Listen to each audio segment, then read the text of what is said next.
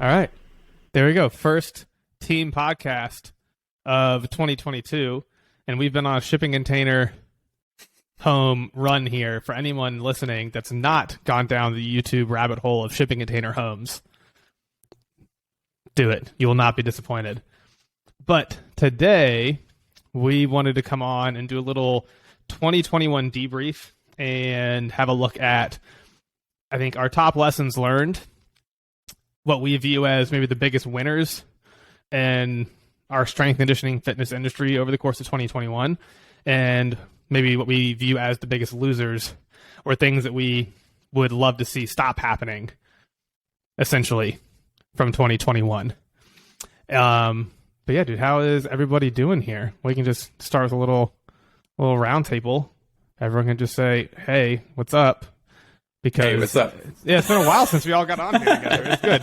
I mean, this is how these usually work, right? It's been 20 minutes, and we just sat here and just shoot the shit for 20 minutes before we even come on to talk about anything. Yeah. As is tradition. COVID. Oh, yeah. Yeah, the Omicrons, which, by the way, sounds like a Transformer. Like, when I first heard it, I was like, that's definitely a Transformer character. I want to get it when it's COVID Optimus Prime. That's because I haven't had it yet. So that's what You I haven't want. had it at all? I mean, I'm sure I've had it, but Yeah, you've definitely been exposed. Without a doubt, yeah. But I really actually haven't been sick at all in the last couple of years. So I had something early on, like before anyone really knew what was going on. So I'm going to say it was that at that point, just so I can I'll tell fit in you the a fun club. story about Optimus Prime. I had a roommate in college who, the semester he failed out, he actually skipped all his classes and just built a 6'5" Optimus Prime outfit out of boxes during his downtime. And amazing. This was before the movies came out and kind of had this I resurgence. don't even know what the hell it was. So, yeah, he would skip all his classes. He built this out of an old refrigerator box. So every night he would go to bed, and I would set it up in front of his door. So first thing you would see when he opened it would be the Optimus Prime. But it was pretty good times, except for when he had to move out. Oh, that's wonderful. I hope he still has it. That's a great usage of time and resources. For sure. I'm sure his parents were very happy with that decision. He's very successful now, which is the funny part. Of course he is. Yeah, that's With great. that level of creativity, I don't know how you couldn't be. Exactly. Well, let's do this. Let's start off with what we view as maybe biggest winners from 2021. It could be like anything. First thing that comes to mind is probably the right answer here. So I'll kick it off. In my mind, biggest winner in this whole fitness strength conditioning industry in 2021 was the resurgence of training with machines. Maybe that has been more prevalent before 2021, and I just wasn't paying as much attention. But from my vantage point, it is something that I saw far more often and was a much larger part of our world in terms of training and programming, both for myself as an athlete and then as a coach. So that was my biggest winner in 2021, seeing machines, I think, actually come back front and center, be looked at from a more, I don't know if educational is the correct word here, but looking at it in the correct usage in terms of what can this tool really do for us, and moving away from that period of time where it was just like functional movement, bro. Like, why would you get on a machine that's not working your whole body type thing? So I really enjoyed the evolution of the conversation taking place around machines and where they fit in training, because I think that was my biggest winner from 2021 for sure. Let's go around. So we'll go RP next. Okay. I think for me, it's just kind of looking at the coach landscape, and I think this may apply to some people out there who are just interested in the training side of the equation too, but independent thinkers. I think this kind of tags on to what you're saying, James, but there are a lot of people truly entrenched in camps.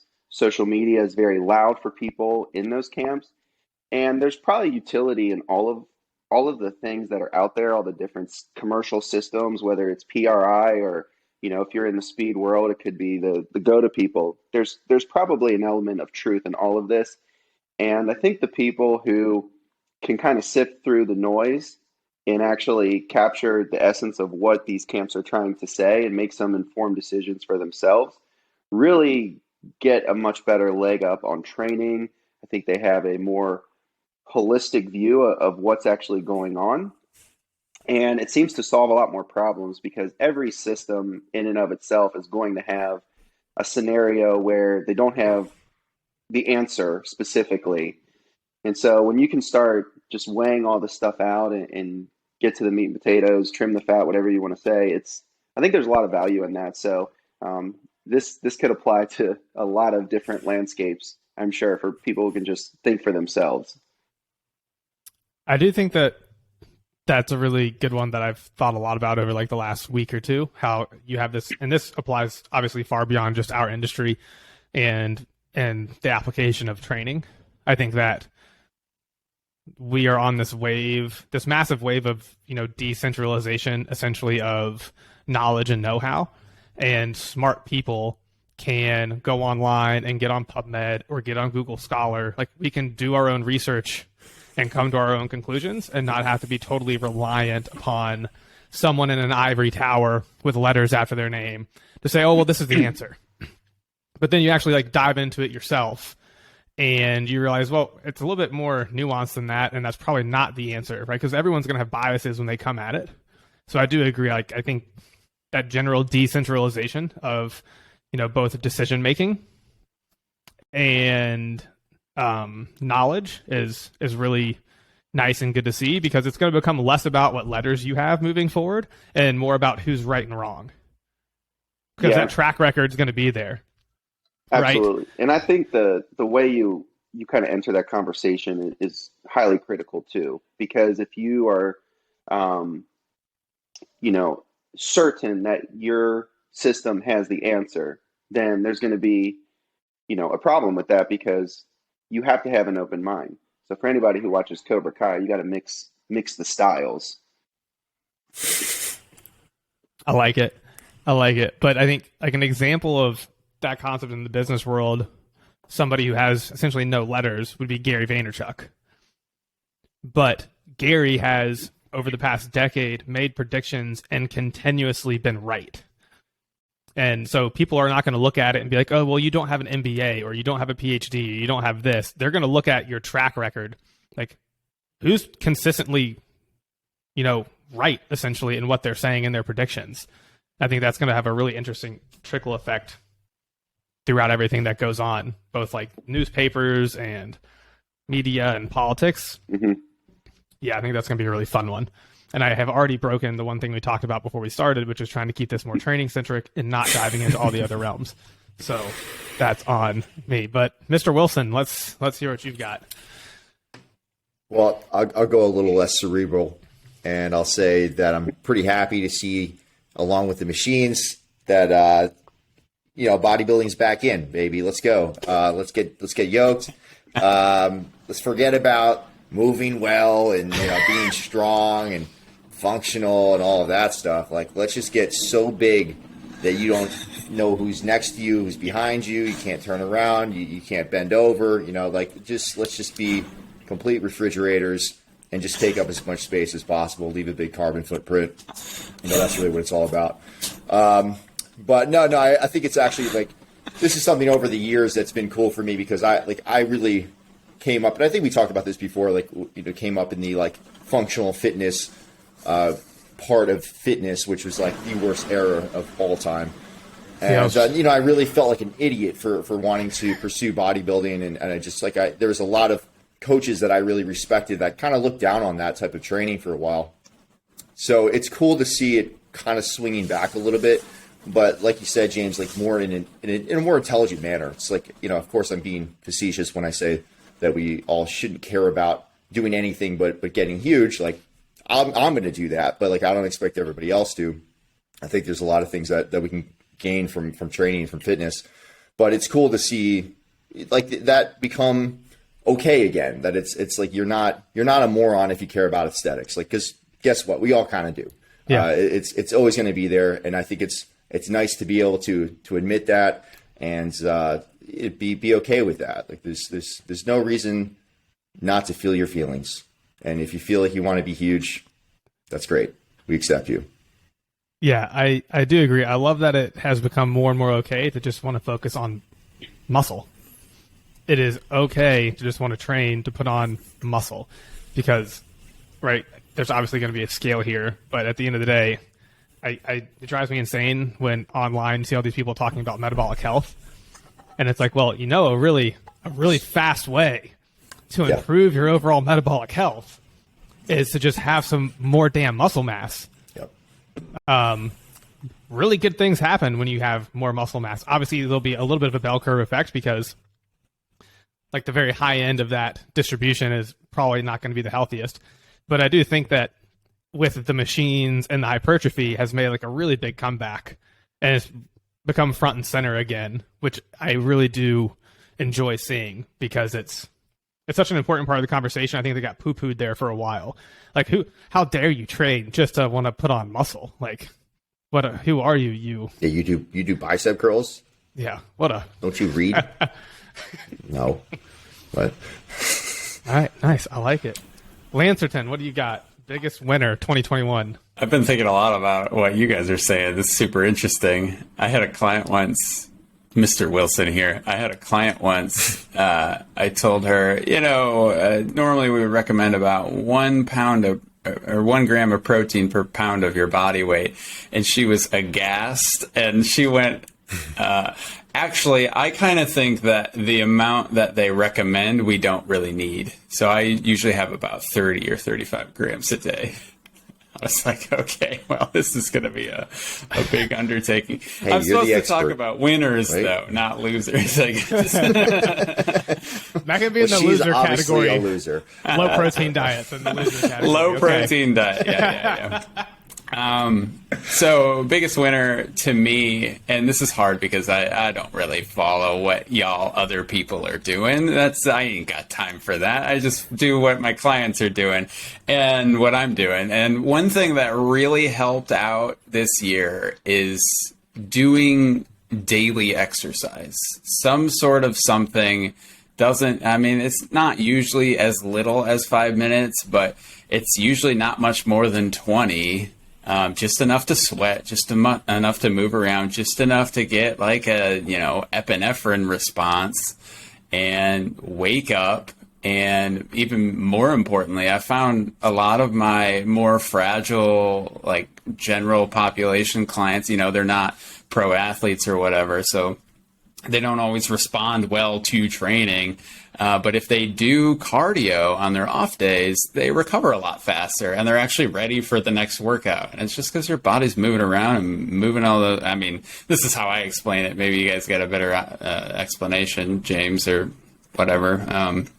It might be like, a brain signal thing. But to me, the way I explain it, you're just moving cells around and the stuff that goes in the cells. And those things they need an excuse to clear out the bad stuff and put in more good stuff. Yeah, I like that. For me, it usually comes back to, I think so much tracks back to mitochondria. And I think that if we look at health and longevity, there's a lot that can be discerned from just thinking pure supply and demand at the electron transport chain. And we're not going to go wade into that rabbit hole in the chemistry of it all. But simply put, right, like the daily movement is so important because you need to have daily input where there's going to be a mismatch between supply and demand at that electron transport chain in one way or another. Because when that mismatch isn't there, that's when complications start to arise. So yeah, that makes total sense to me, right? I think that's where 10,000 steps maybe has some warrant, and just having that daily movement where right, because I can either take away supply to create a mismatch, or I can increase demand. Those are really my only two options there.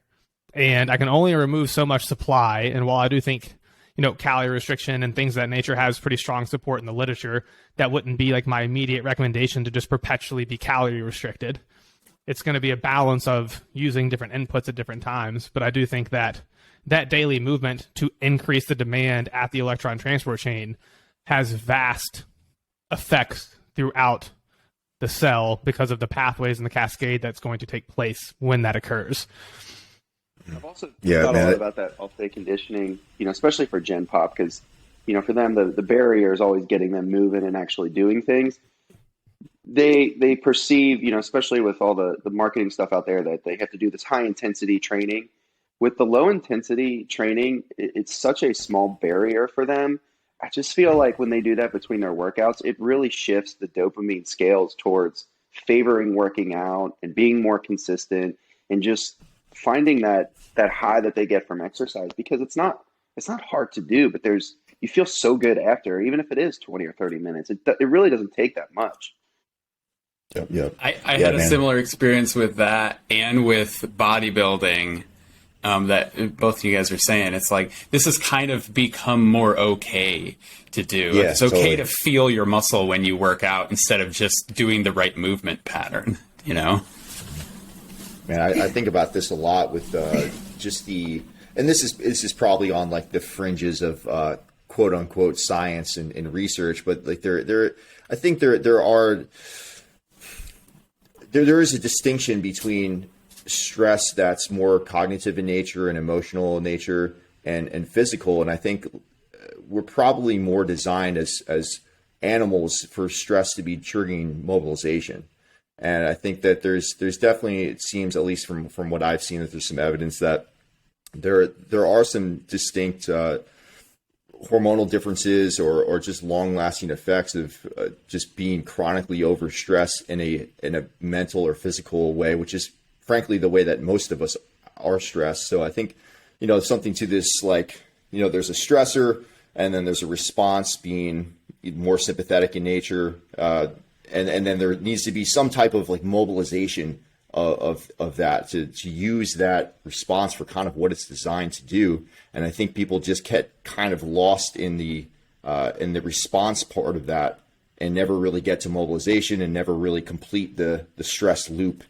And I think that's where this kind of stuff can come. Like, I mean, and you can explain it like that. Somebody could explain it in a way that sounds very scientific in nature and maybe supported. But I think you just know it when you do it. Just anecdotally, you feel it, right? Like I mean, how many people use exercise as a stress relief? Like it's a real thing.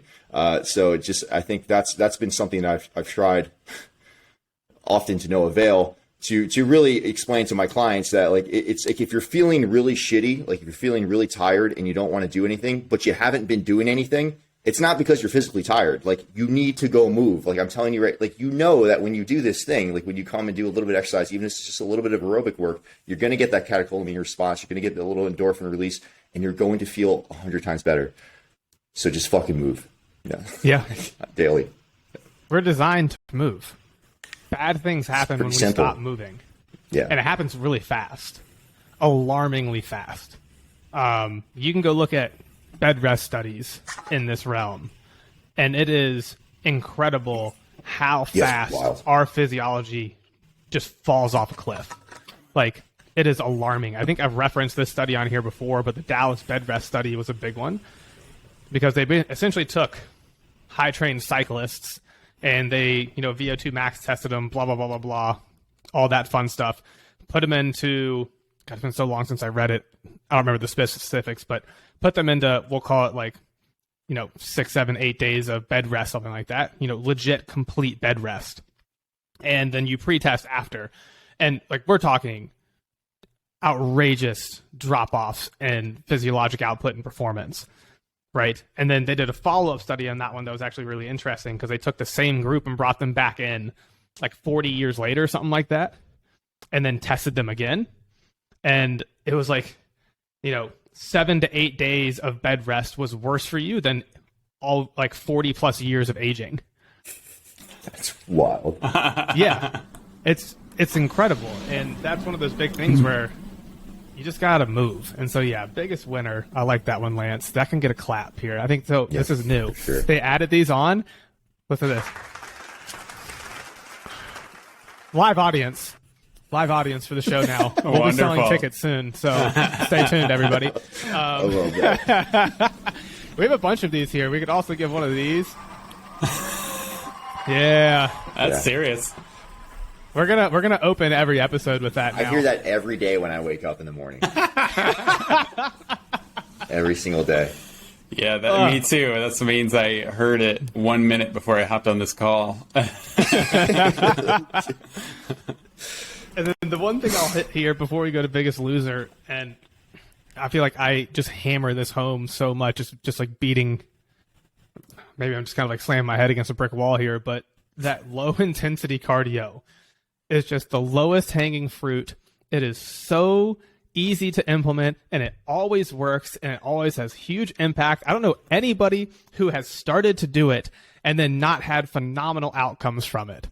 It's just, like, dude, there's no excuse anymore either. Watch a fucking show. Like, put it on. You got an iPad. Watch a show. That doesn't matter. Like, you don't need to be hyper focused while you're doing it. Just it's so. And easy. it's so easy now. Like, all you need is a watch and a chest strap, and like just go do something, and just keep your heart rate between like 110 and 130. And you know what? Most of you listening are going to get between 110 and 130 when you're just walking fast, anyways. So it's like, just do it. Okay, do it. Yeah. Okay, let's transition here. Let's go biggest losers of 2021. And RP, why don't you kick us off, and then I'll close out this one. Okay, I'll kind of stay the same lane that I was in before.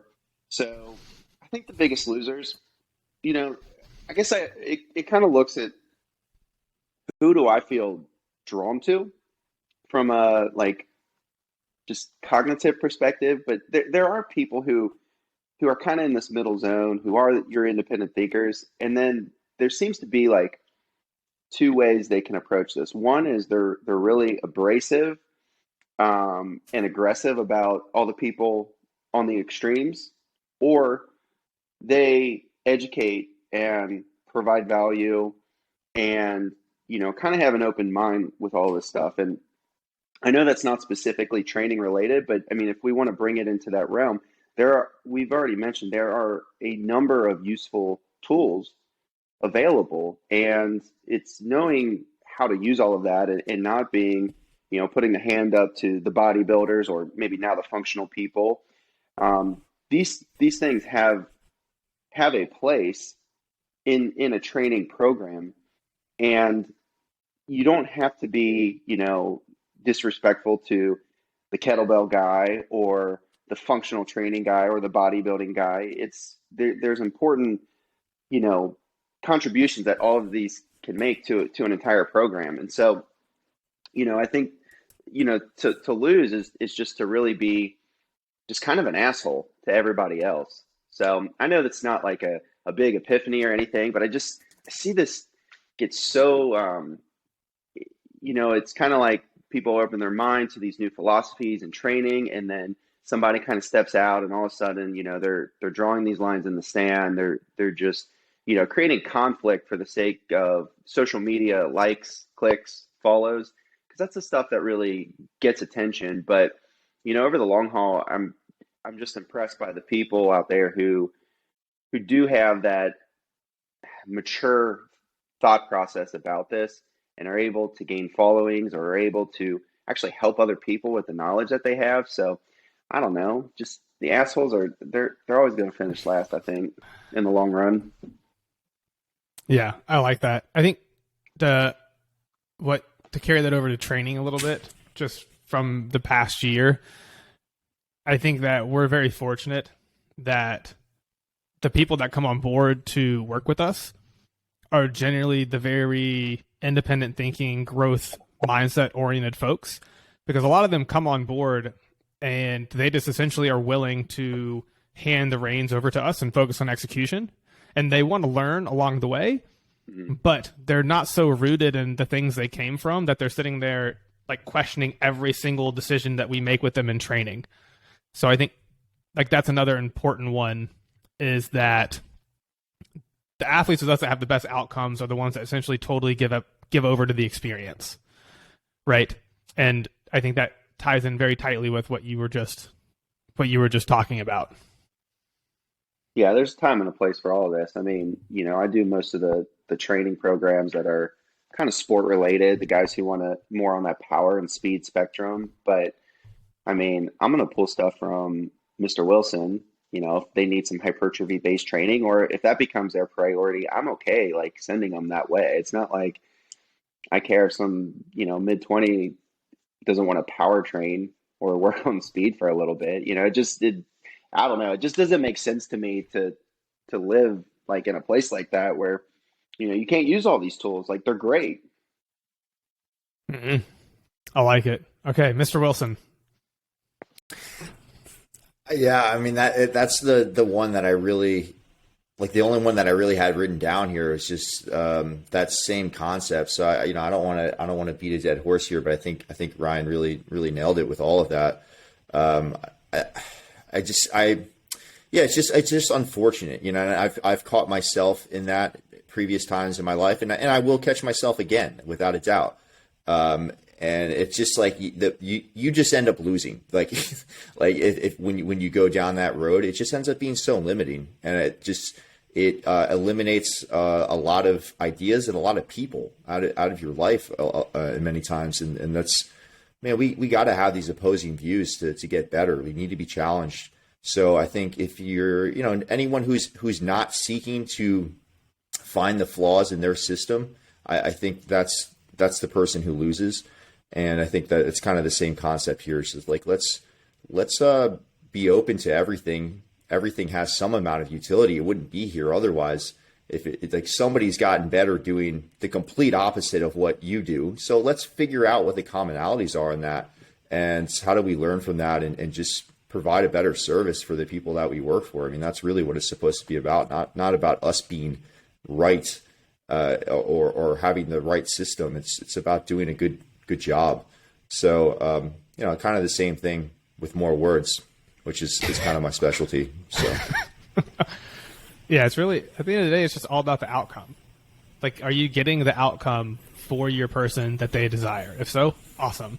Because so much of what I despise about this, internet debauchery, dumb arguments, most people are arguing over things that neither side can actually say is right or wrong.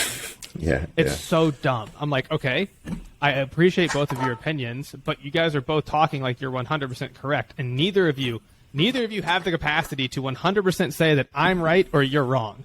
And so we're literally just arguing for the sake of arguing and calling people out on Instagram to try to just get more attention and follows. And I just don't see the value, the utility in that. I'm very much... Yeah, I would prefer I don't care if anybody knows who I am. Like if our athletes and our clients keep crushing it, keep getting awesome results, and they're having a great time, it makes no difference to me if anybody knows who the fuck I am. Like, I don't care. I'd prefer if nobody knows who I am, to be completely honest. Lance, what we got? Biggest loser 2021. Well, I'm wary to say anything because I don't want to take away from that point that you guys are making, because I totally agree with it. You get people, I don't know, presenting ideas backed into a corner, got to argue out of it. Like, it's just super toxic. What I will do to play this game and say something else is that it's kind of on the same vein as, let's be open to these other methodologies. Periodization, this is, I'm framing it positively, but periodization works. So if you want something and you just do the same thing over and over again, you're probably not going to get that thing. Even if the internet suggests that's how the program should be written, like, you gotta get away from it sometime. You gotta, like, for me, I want muscle mass, but I can't lift heavy all the time. Sometimes I got to do it with some lighter weights because my body just doesn't stay together. Or, cardio, I've heard, is good for you. So we should try that sometime. And then maybe it'll support your ability to maintain technique when you're tired during your sets. Got it. So we have biggest loser as just continuing to do the same thing over and over and over again. Yeah. And isn't that the definition of insanity is the quote you're looking for? Yeah. Yeah. Okay. Dedication. Excellent. I thought that was. Those two probably go very, very hand in hand more than we want to admit. It's a fine line. It's a very fine line. Brian, what's Very the fine farthest line. you ever got away from bodybuilding training? Or Oh, pursued muscle? I once stayed at a hotel that was about 35 minutes away from a gym, wasn't my choice. Now you mean from a training perspective? I mean, none. Like I mean, never. I think I did like some Turkish get-ups back in 2019. I mean, I had like a weightlifting day for a little while, like on Saturdays, where I'd like go and do some snatches and cleans because I was like, this is definitely gonna make my quads bigger. So it still had like all intents. It was still always for bodybuilding. No, I just like. I was what I called I was a closet curler for a while, like in the early phases of my, like I felt like I had to wait until the gym closed down to hit my bicep curls in case Mike Boyle found out. So but I've always been in it. Like I still, because I've been competing consistently since I was 17 in bodybuilding, and so that hasn't ended. So I never really I would always pull in the other stuff. Like I was very open to the other ideas, and I needed them. Like I mean, frankly, like I don't think I would be. I'm very confident that I wouldn't be training the way that I am now if I hadn't learned all these other methodologies. Like I went pretty deep into some certain things, like PRI. Like I started really changing the way that I was moving, and particularly with the big lifts, and probably screwed myself in a lot of ways for a little while there. But I really did need to have that shift. I think, kind of like Lance is talking about, you need that. You got to periodize this stuff a little bit, or you're just going to end up down a bad hole. So, but it was always I still had a base of bodybuilding for sure. Like I'm just a complete meathead at heart, man. It's like, it's just 10 years old. Like I can't let it go completely. So I was going to use you as an example while I was giving my pitch, and then I was like, this example is probably going to backfire. I should probably backpedal. No, I'm okay with it. Yeah. But the thing is, though, but you do cycle though, because you compete in powerlifting and bodybuilding. So there is a natural rhythm and flow to your training, because and I think in any high level bodybuilder there is as well. Like you have to appreciate the fact that there's a law of diminishing returns. A particular type of stress input is only going to get me so much change before I start getting to the flat part of the curve, and then we have to change the input, right? Like even like, because you handle all of our hypertrophy people here at Rebel, right? Like we can talk about the different inputs and the different phases we can take people through, right? We have metabolic stress, we have mechanical tension on the spectrum, and there are ways to move in and out of the spectrum to continually make progress forward without just banging your head against the wall, doing the same damn thing over and over again, and then falling into the trap, which I hate, of like, oh, well, it's just an effort problem. You just need to work harder. And it's like, you need some minimal level of hard work and effort to achieve anything. But once that's there, it's not an effort problem. Like working harder is not going to just make it better for you. It's a systems problem. It's a process problem. Okay, good. I like it. That was probably my favorite moment of the podcast of all time. I was 35 minutes away from it. Okay, so my biggest loser in the fitness, strength, conditioning realm is. And I don't know if other people would categorize these things as losers, but I'm going to categorize them as losers because I think others should, is the just erroneous collection of data for the sake of collecting data. And I can't stand it. The Whoop band, the Aura ring, all of these things that are just flooding people with data that is honestly almost worthless. And it's just like, it doesn't really bring anything to the table. It's a huge distraction, right? It's just like people just view it like, oh, it's data, so it must be good. Not true. There's difference between good, useful data and just noise. And like, I'm so tired of seeing so many people get lost in this realm of, because that seems to be the thing. That's like the big movement right now. Everybody's trying to come up with wearable sport tech that gives us all this awesome, people that not watch this, air quotes, awesome training physiology data to make better decisions about your training. And I'm just like, it's all bullshit. None of it is meaningful. Like the only thing that is like, I was talking to Dr. Mike T about this the other day, and he said, well, the HRV off the Aura is worthless. Don't even look at it. And I'm like, yep, kind of figured that, because I think the sleep data it collects is also 100% worthless. And then like the Whoop band only really tracks off heart rate. So it gives you a strain score that's totally made up and has nothing to do with what you may have done in a weight room lifting weights. And now their big thing is, oh, well, we added this, NIRS-esque device onto a Whoop band that's going to be able to look at your, blood O2 stat on your fucking wrist who cares? Like, I'm sorry, this stuff, like, it drives me insane. I can't stand it because I think it's moving everybody into this realm of immense complexity with just tons of numbers and data that you don't know what to do with. And so I want to see us start getting rid of all of that and only collect data if you're actually going to use that data to make meaningful decisions with it. Like, data just for the sake of data is a really fast way to just end up in murky waters where you're going to be confused, you're going to overthink things, and you're not going to make good decisions. And that was my biggest loser of, if you guys can't tell, my biggest loser of 2021 is the erroneous collection of data that doesn't do anything to actually meaningfully impact the decisions that we make on a day-to-day basis.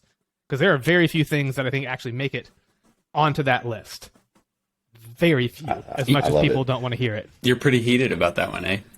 Yeah, Hey, it drives me insane, dude. I hate it. Well, I feel what it. was the affiliate code for Megawave that Rebel has again? What's it? Is it Rebel Hearts of Megawave? I haven't spent as much time with the Omega Wave, but the people that have really used Omega Wave for a very long time seem to be able to actually make pretty good, meaningful day-to-day decisions. Who's the soccer strength and conditioning performance coach up in Seattle? He was one of the first guys that really got into it. Trying to remember.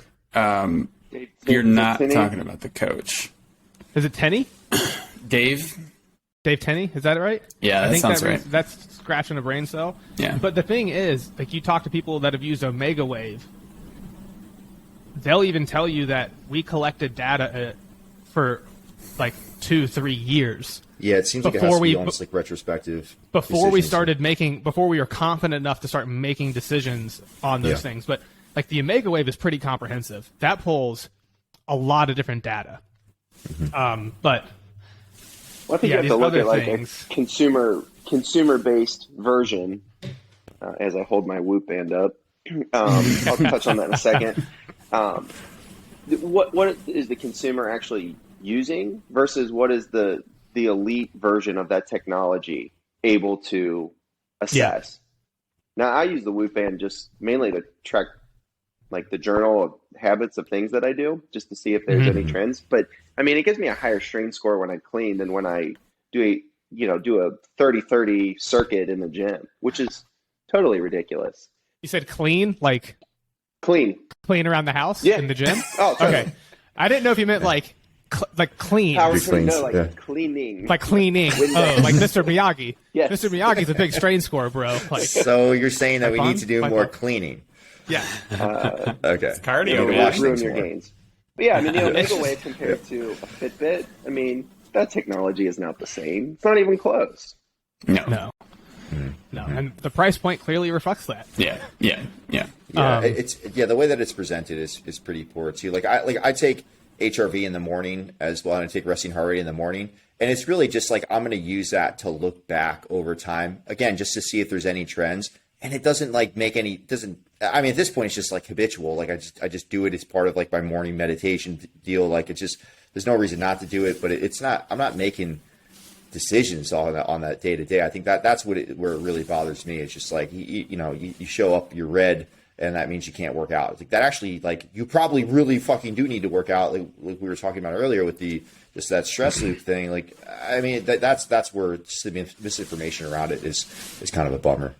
This is my other huge bugaboo in this realm, is that the trend that tends to come from this, when people are collecting tons of meaningless data that you can't do anything with, it tends to lead them to a fragility mindset where they feel like they can't train and work hard because, my like whatever score today isn't very good. And I'm like, well, like, to be frank, that score is about as meaningful as the poop I took this morning in terms of like me making a decision on how do you just feel? Like, just tell me.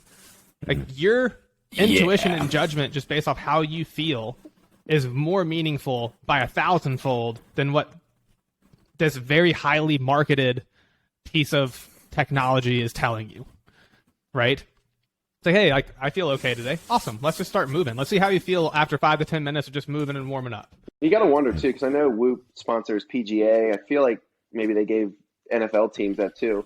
I mean, what does it do to a guy before kickoff who's like, "Oh, I'm not there today." You know, does that Dude. affect him and his performance when it has no relevancy? Now, I'm on the opposite end of the spectrum. If I see a rat, I'm like, "We'll fucking see about too. that." Yeah, me too. Yeah. Like, oh yeah. I see you and I raise you. Yeah, all in. Well, it's like in the movie 300 where they have those special soldiers that are what were they called? Like the unkillables, whatever.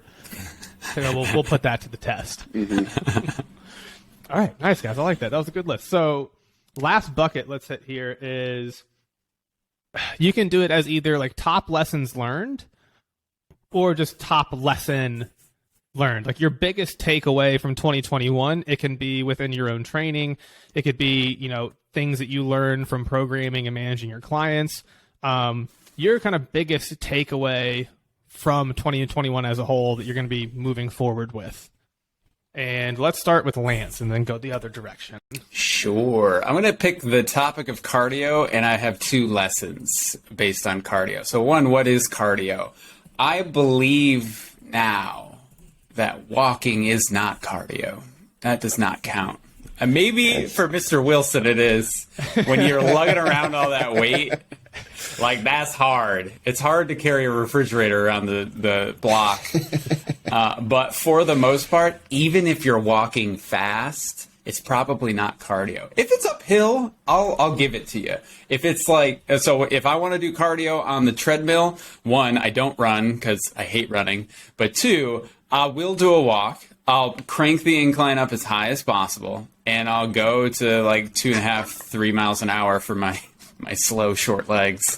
And that seems to be pretty good. I get my heart rate up to those zones that James was talking about, over 110 or whatever. And I can maintain it. And, maybe not indefinitely, but I can maintain it.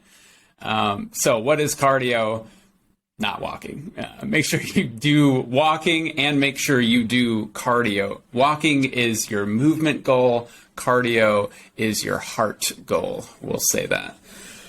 I like that. And That's a then very good distinction. My next thing that I really kind of discovered this year, though I've been trying not to discover it, is that cardio is probably more effective than caffeine. So, like, if you're just pumping more coffee in, you probably need a break. You probably need a 20-minute break, and you probably need to sweat during that break. Love it. I love it. That's fantastic. Do you have a go-to? Would it be as simple as just if you have things at home, just like hop on a bike for 10 minutes and cruise? Oh my God, that'd be great. We have a gym that's like a building away, so I just walk to it in our apartment complex, though apparently that's too far for us because Allison just bought an exercise bike that's going to go in the kitchen, so we're gonna be doing it right there, no delay. I just usually I hop on the bike. I used to go kind of back and forth between uphill treadmill walking and the bike, but I just hop on a normal spin bike. It hurts my butt, and that tells me when to stop, and I just go and I turn on one of you were talking about this earlier, but I just turn on YouTube and I watch YouTube, or I play a game on my phone while I'm doing it, and my heart rate stays elevated. I'm still getting my exercise, but it can become kind of my break time, and now I don't have to use mental break time and exercise time as separate entities. Good.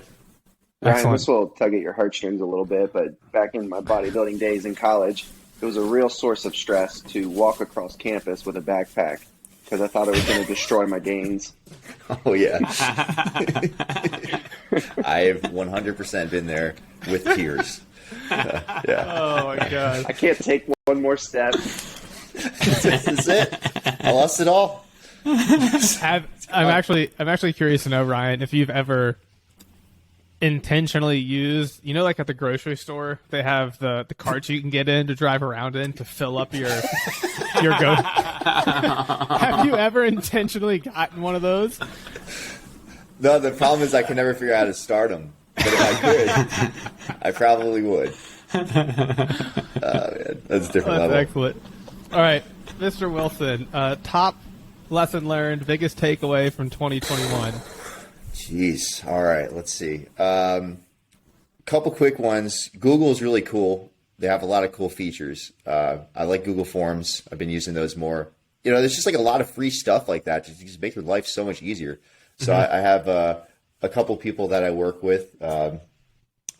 Shout out to Bianca and Bart that have shown me how inefficient I am with a lot of the stuff that I'm doing. And they have just really cool systems in there that you can use. So I'll say that really quickly.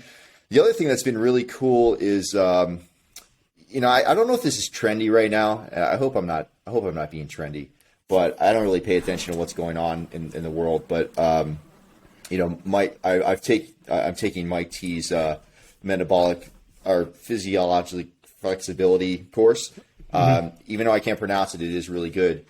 And he's got a lot of stuff in there on just like different breathing techniques and stuff. And I've been messing around with that quite a bit, doing more like nasal breathing type of cardio, which, of course I found a way to like meathead low intensity cardio where I'm like, okay, well, I'm going to go nasal breathing cardio as hard as I possibly can and see what effect that has. And what I found is that it actually, man, like it's maintained my aerobic fitness, I think, to at least my aerobic output way higher with so much less than I thought that it would. So, what I'll typically do, and just as like an anecdote, like what I was warming up like 8 months ago when I had like an echo bike at home. I was doing like every day before my lower body training days, or like just before like a squat or something like that. I would do just 1 mile on the echo bike as fast as I can go with nasal breathing. It's terrible. And I think the fastest I ever got was like 158. And then I lost access to my echo bike, which we won't get into. And I didn't have one for like 7 or 8 months. And the only thing that I was really doing for cardio was like basically like skateboarding. And if Lance wants to count my walking, we'll count the walking. But what I started doing in that period of time is just doing some breath holds with my morning sit, and just working up to like these long exhalations with as long of holds as possible. And I've gotten up to like a 70-second hold after the exhalation. And I retested. I got access to an echo bike again, and I retested it and actually hit like 156 for a mile with nasal breathing the first time back into it. And I don't know if that's the cause of it, but I think that the idea that I'm trying to get across here is like there are these cross effects of different type of stressors. And I think not being able to breathe is pretty stressful. But if you can teach yourself how to be okay with that, you can just develop this higher threshold for output and things that are very similar. Like, so it's, cutting off breathing completely is pretty close to how you feel when you're doing a really hard cardiovascular effort or just any type of performance that's going to be to like a high sympathetic tone. So I don't know. I think that's pretty cool. That was a big lesson for me this year, is like utilizing some of these like CO2 tolerance type of methods or whatever you want to call it, and just seeing the carryover into different things. Nice. Yeah, I like it. It makes a lot of sense from a CO2 tolerance in the brain, especially. RP, what do you got? Biggest lesson learned. This is one of those lessons that I know, but I think I'm really bad at doing. So I don't know if that I really know it from the standpoint of being able to execute it. But you can do anything, but you can't do everything. I think from a training perspective, this should be pretty obvious. I'm a terrible coach for myself because I try to put too many things into a program. There's just too many, methods in a lot of cross chatter, and it ends up being this overly ambitious program with unreasonable volume. So, going back to some of the conversations, it's about periodizing the training, making sure that I'm consolidating the stressors, and that I'm very specific about what adaptations I want to drive the most, and making sure that the allocation of volume matches what, I say my priorities are, and then allowing those to change over time.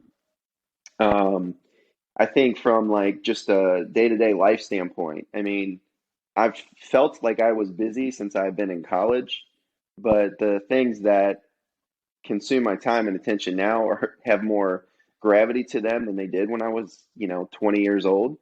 And so it's just learning to delegate, learning to prioritize my time very intensely, and making sure that, I do those things that I need to do. Because if I try to do it all, it just, it goes down in flames. So I think it's a very simple lesson to understand. I think it's an extremely difficult one to apply.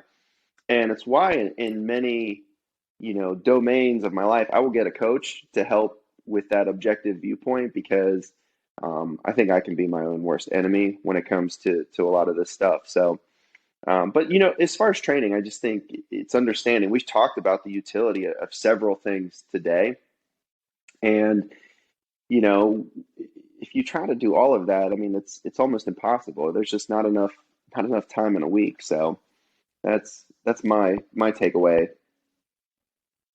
Nice. I like it. I had two, I think, training takeaways for the year. One is far more actual, just nuts and bolts training, which is coming to the realization that sprinting and straight bar deadlifts do not really play well together. That was a tough pill for me to swallow, because in 2020 I really wanted to get back to sprinting. It's something that I'd let fall off, and I just realized that I had a very hard time maintaining, we'll just call it hamstring health, with sprinting. And the training was well organized, right? Like, I wasn't being a dumbass. It was just, I found that it got to be really difficult having sprinting and then straight bar deadlifts. And sprinting and trap bar deadlifts worked far, far, far better in unison, so that I could still have something that I could actually push load and velocity with on a hinge. That it just meshed and matched better with sprinting. If I kept the straight bar deads in, I just kept running into too many little just like tweaks and upset things going on in hamstring realm. So that was a lesson learned for me, and something that got carried over into, programming stuff with clients, is just appreciating the incredibly high demands on incredibly high demands on hamstrings that sprinting brings to the table, and realizing that straight bar deadlifts probably do not really fit too well with sprinting in the same program. That's an N of one conclusion, so take that for what it's worth, people. And then biggest lesson learned number 2 is, this is really similar, I think, to what RP was getting after, is just, I was reminded over and over again throughout the year how important just consistency is, and simplicity.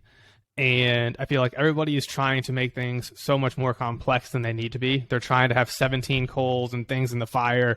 They're doing all these different things and modalities. And without fail, in training, in business, in anything I touched in 2021, the simpler I made it and the more consistent I was with it, the better my outcomes were. Period. You don't need complexity. You need a simple yet elegant plan that you can consistently execute at a very high level. And that's the name of the game, is that you need that consistency. Consistency is king. So simple, elegant, that you can consistently execute at a high level. That was a big takeaway for me in pretty much every big bucket in life.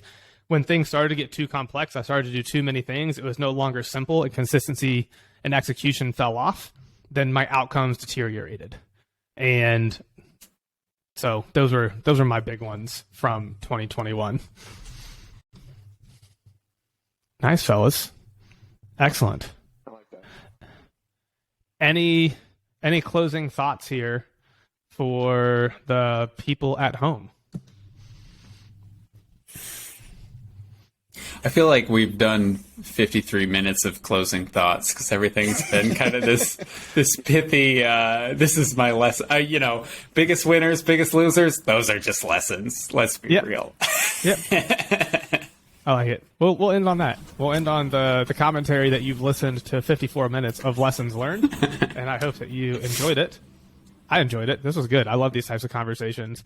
Anyways, happy 2022, family. Hope that you all had beautiful holidays and a great New Year's. And, we really do appreciate you tuning in with us and listening to the episodes, and us just banter and chatting and talking. And, we just appreciate you. We hope that you, loved ones, family, friends are all doing well and healthy. And, look forward to talking to y'all again next week.